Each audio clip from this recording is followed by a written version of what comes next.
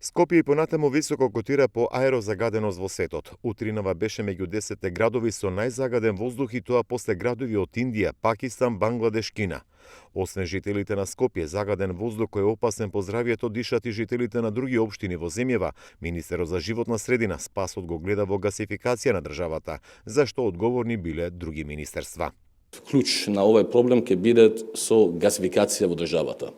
Кога ние ќе почнеме да грееме со газ, кога ние ќе изградиме повеќе на централна грејање и топлификација, тоа е клjuč на аерозагадувањето. Бидејќи, ако ние продолжиме со биомаса да грееме, тогаш ние ќе продолжиме да имаме проблем со аерозагадувањето во државата. Министерството за транспорт и врски до година за гасификација има планирано скромни 1,7 милиони евро од вкупниот буџет од 340 милиони, и тоа само за завршување на кракот Скопје-Тетово-Гостивар.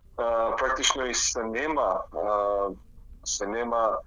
желба, нема политичка волја од страна на власта, конкретно и ефективно да се зафати со решавање на овој проблем на ниво на држава.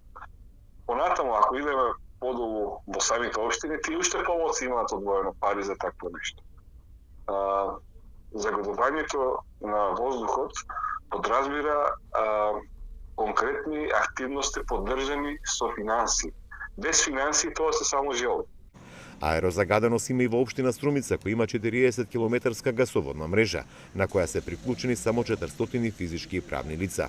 Првиот човек на општината тврди дека се праваат контроли на теренот.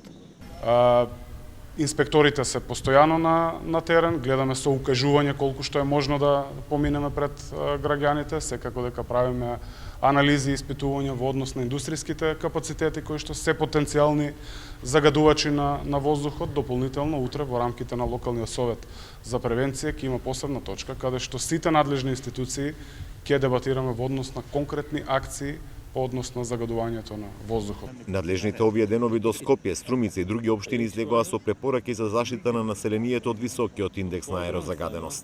Побара ослободување од работа на критично загрозените популации на граѓани, реорганизација на работното време на лица кои работат на отворено, препораки кои не се применуваат во целост.